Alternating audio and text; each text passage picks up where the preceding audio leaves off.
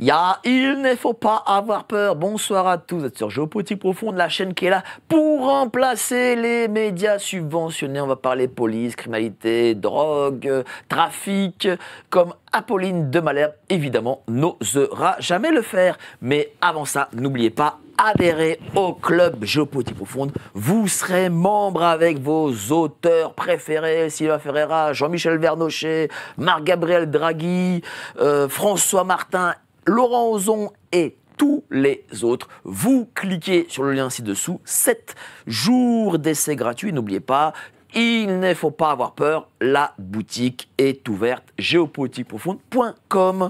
Alors aujourd'hui, je reçois Maurice Signolet, commissaire divisionnaire honoraire, qui écrit ce livre qui est un brûlot, faut se le dire. La police ne peut plus rien pour vous. Ça veut dire quand même beaucoup de choses. Qu'elle ne peut plus rien pour nous, c'est quand même un titre excessivement puissant. Oui, le titre est un peu provocateur. Mais ce que j'ai voulu... vous savez, habituellement, quand un commissaire de police prend la plume, c'est toujours pour raconter des anecdotes fameuses liées à des faits divers les plus violents les uns que les autres. J'ai connu des affaires de ce type-là, mais je me suis bien gardé de le faire. D'abord parce que je trouve que c'est un peu impudique et qu'il vaut mieux être toujours sur une forme de réserve et de pudeur. Et je me suis dit, je vais relater sur le temps long toute une carrière, 40 ans, je vais relater l'évolution de mon institution depuis le jour de mon entrée dans la police jusqu'au jour où je suis parti. Et je me suis dit, le lecteur décryptera au travers de cette épopée policière les changements profonds qu'a connu l'institution au niveau sociologique, mais également au niveau organisationnel, etc. Et que donc le lecteur finira par comprendre pourquoi l'institution policière est aujourd'hui en difficulté. Non pas de son propre fait, mais quoique, mais souvent à cause d'une évolution sociétale qui a été très disruptive. C'est ce que je voulais me montrer.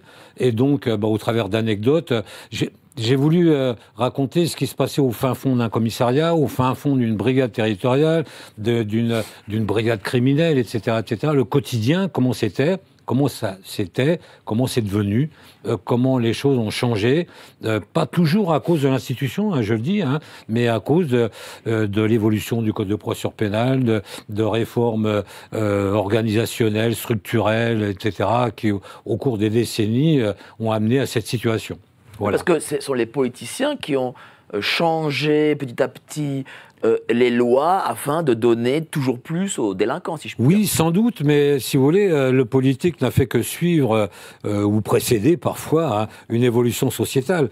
Je suis rentré à la fin des années 70 dans la police. C'était une période où la société était encore très normée.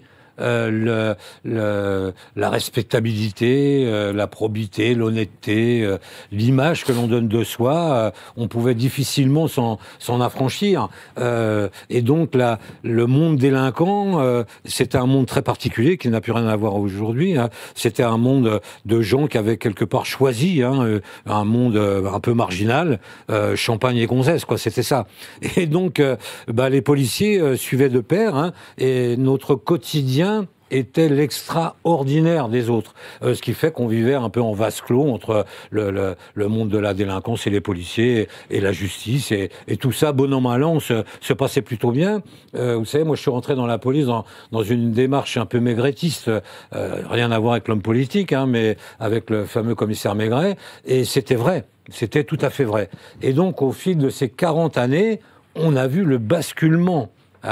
Dès la fin des années 80, on peut dire que le ruissellement de la pensée existentialiste, surréaliste, commençait à ruisseler et à se démocratiser. On a fait beaucoup l'apologie de l'individualisme, jusque dans ses pulsions. Et donc, ça a fini par essaimer jusqu'au fin fond de nos quartiers pour en arriver à une espèce de sociopathie collective qui fait qu'aujourd'hui, se retrouver policier pour dire non, c'est extrêmement difficile. Alors, aujourd'hui, les gens ont l'impression que en 2025, il y a une forme de police de classe, dans le sens où On a une police qui donne des amendes à des automobilistes qui, au lieu de faire du 50, font du 52 km/h. Et les gens ont l'impression que c'est eux qui sont avant tout touchés et pas les vrais voyous. C'est-à-dire ceux qui sont les classes dirigeantes, peuvent être des vrais voyous, ou ceux qui sont des grands dealers des cités. Est-ce que ça, c'est une réalité ? Je le pense. C'est un glissement profond. Comment je pourrais vous expliquer ça ? Je vous ai dit tout à l'heure, il y a eu un glissement, il y a eu un ruissellement d'une espèce de pensée surréaliste qui a fait que tout est devenu très relatif. Hein. Je crois que c'est le philosophe Lipovetsky qui parlait du procès de personnalisation, c'est-à-dire que chacun apprécie, estime les lois, les règlements, les us et coutumes, les mœurs à l'aune de ses pulsions personnelles. Ça a eu un effet dévastateur hein, dans la société. Petit à petit, alors j'espère que ce soir on pourra en parler longuement, il y a eu la convergence de toutes sortes de faits. Il y a eu cette évolution sociétale, il y a eu le fait qu'à un moment donné, la justice a commis une énorme erreur. Au milieu des années 80, elle a commencé à s'intéresser aux politiques. Je ne sais pas si vous vous souvenez des premières affaires embryonnaires, par exemple. Voilà. Elle a commencé à s'intéresser au détournement d'argent dans les partis politiques, à la délinquance en col blanc, en disant bon bah oui bien sûr il y a des voleurs, mais il y a aussi des gens pas très très bien dans le monde économique, dans le monde politique, etc. Et je pense que là le politique et puis les grands de ce monde, l'élite, qu'elle soit de politique, culturelle, philosophique ou même le monde des saltimbanques qui avait aussi quelques perversions, ils se sont dit il faut qu'on surfe sur la vague sociétale du surréalisme pour justement imposer, changer les lois à notre profit. C'est-à-dire qu'à un moment donné, je pense que les grands de ce monde, l'élite s'est dit, mais un jour, si la justice continue comme ça, on va me retirer mes lacets et me mettre en garde à vue, et c'est pas bon du tout. Et donc, je vous dis, on a surfé sur cette vague en disant, on va réformer complètement le code de procédure pénale pour faire en sorte qu'il soit tellement complexe, tellement labyrinthique, qu'on ne puisse jamais appliquer le code pénal. Si vous voulez, au lieu de vouloir éclairer la justice, on a tout fait pour l'égarer. Donc tout allait de concert. Il y avait à la fois des revendications d'atypisme, de particularisme, etc.